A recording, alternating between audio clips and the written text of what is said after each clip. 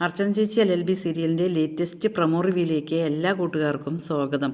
അർച്ചന JKയെ പോയി കണ്ടതിന് ശേഷം വീട്ടിൽ തിരിച്ചെത്തിയിട്ട് ഫോൺ ചെയ്യണം. ആ സമയത്താണ് അനന്തു വരുന്നത്.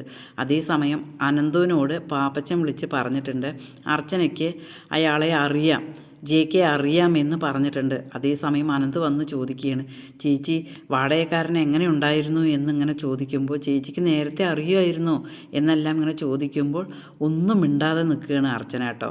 അതേസമയം അർച്ചന എന്താ മിണ്ടാത്ത, എന്താ ചേച്ചിക്ക് പരിചയമുണ്ടോ എന്ന് മൂന്നരം എല്ലാവരും ഇങ്ങനെ ചോദിക്കുകയാണ്.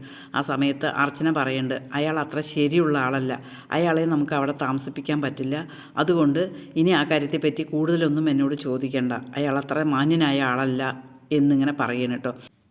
അതിനുശേഷം അനന്തു സുമേഷിനെ ഫോൺ ചെയ്യണം കേട്ടോ. ഫോൺ ചെയ്തിട്ട് ഇങ്ങനെ ചോദിക്കുമ്പോൾ സുമേഷ് അങ്ങനെ വിചാരിക്കണം കേട്ടോ, എന്നാൽ പെട്ടെന്ന് തന്നെ ശരിയായി, കാര്യങ്ങളെല്ലാം ശരിയായി, ആ ചേച്ചിക്ക് അറിയാലോ എന്നെല്ലാം ചോദിക്കുമ്പോൾ അനന്ത് പറയുന്നുണ്ട്, അയാൾ അത്ര ശരിയല്ല, നീയല്ലേ പറഞ്ഞത് അയാൾ മാന്യനായ ആളാണ്, നല്ലൊരു എഴുത്തുകാരനാണ് എന്നെല്ലാം നീയല്ലേ പറഞ്ഞത്, പക്ഷേ അയാൾ ശരിയല്ല എന്നാണ് പറയുന്നത്, അതുകൊണ്ട് അയാൾക്ക് വാടകയ്ക്ക് തരിക ഞങ്ങൾക്ക് താല്പര്യമില്ല എന്ന് സുമേഷിനോട് പറയണം കേട്ടോ. എന്നിട്ട് അനന്ത് പറയുന്നുണ്ട്, അത് നീ അയാളെ അറിയിച്ചേക്ക്, വേറെ ആരെങ്കിലും വാടകക്കാരനുണ്ടെങ്കിൽ കൊടുക്കാമെന്ന് പറയുകയാണ് കേട്ടോ. അതേസമയം ദീപ്തിയോട് വസുവിനോടും കാര്യങ്ങളെല്ലാം അർച്ചന പറയുകയാണ് കേട്ടോ.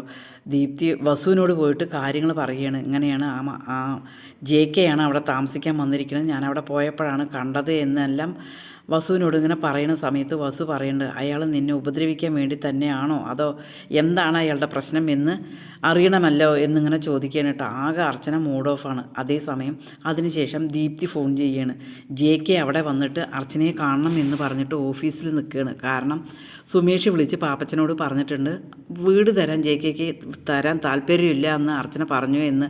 അത് ചോദിക്കാൻ വേണ്ടി JK അർച്ചനയുടെ ഓഫീസിൽ പോയിരിക്കുകയാണ് കേട്ടോ.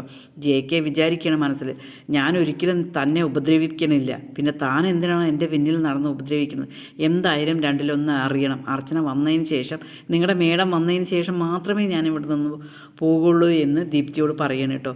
അതിനുശേഷം ദീപ്തി അർച്ചനയെ ഫോണിൽ വിളിച്ച് വരുത്തുകയാണ്. ഈ ചാനലൊന്ന് സബ്സ്ക്രൈബ് ചെയ്ത് സപ്പോർട്ട് ചെയ്യണേ.